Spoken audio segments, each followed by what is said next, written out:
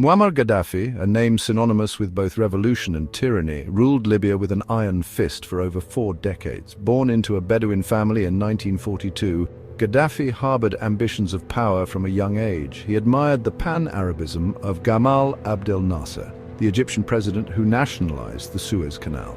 Inspired by Nasser, Gaddafi joined the Libyan army, seeing it as a pathway to reshape his nation.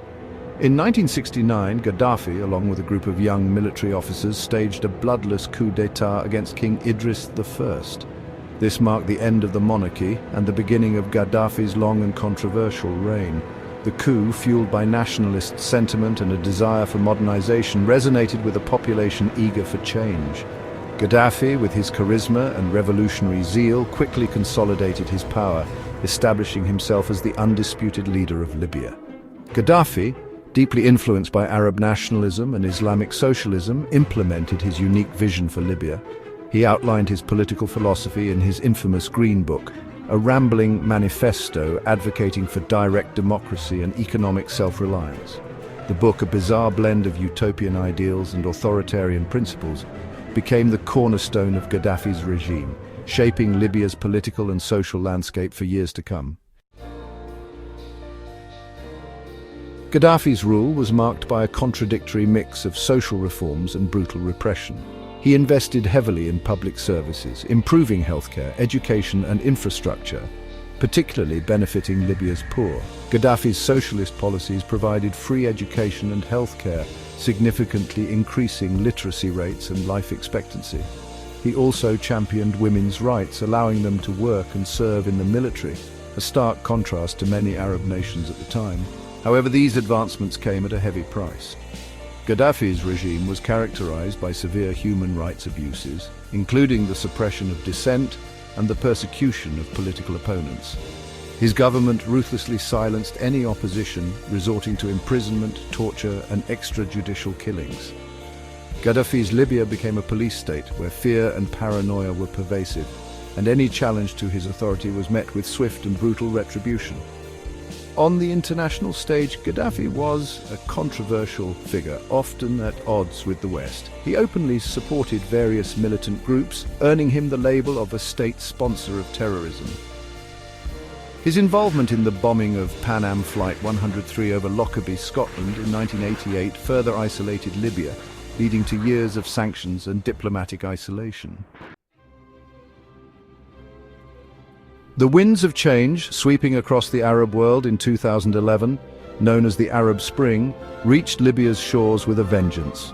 Protests, inspired by successful uprisings in Tunisia and Egypt, erupted in Benghazi, challenging Gaddafi's decades-long rule. The demonstrations, fueled by years of pent-up frustration with corruption, inequality and political repression, quickly spread across the country. Gaddafi's response to the protests was swift and brutal. His forces opened fire on unarmed demonstrators, igniting an armed rebellion that plunged the country into chaos.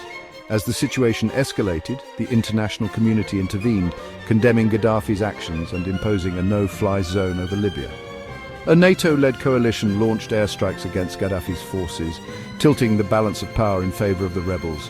After months of intense fighting, the rebels, aided by NATO airstrikes, captured Tripoli, Gaddafi's stronghold. The dictator, forced into hiding, became a fugitive in his own country. In a final act of desperation, Gaddafi attempted to flee his hometown of Sirte, only to be captured and killed by rebel forces on October 20, 2011. His death marked the end of his 42-year rule, but it also plunged Libya into a new era of uncertainty and instability. The legacy of Muammar Gaddafi remains a complex and contested issue. While some Libyans remember him as a benevolent dictator who brought stability and prosperity, others view him as a brutal tyrant responsible for decades of oppression and human rights abuses. His death, far from bringing closure, opened up old wounds and ignited new conflicts, leaving Libya struggling to rebuild in the aftermath of his rule.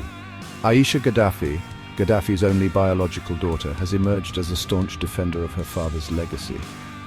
Forced to flee Libya after the fall of her father's regime, Aisha has sought refuge in various countries, facing international arrest warrants and accusations of using her family's ill-gotten wealth to destabilize Libya. Undeterred, Aisha has used her platform to denounce the NATO intervention in Libya, portraying it as an illegal act of aggression that destroyed her country.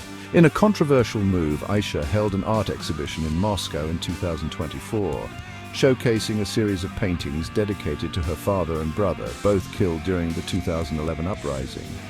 The exhibition, supported by the Russian government, featured portraits of Gaddafi and his son, often depicted as martyrs, along with scenes of violence and destruction from the Libyan civil war. The exhibition sparked outrage among some, who viewed it as an attempt to whitewash Gaddafi's crimes, while others saw it as a daughter's heartfelt tribute to her fallen family. Russia's support for Aisha Gaddafi's art exhibition highlights the complex geopolitical dynamics at play.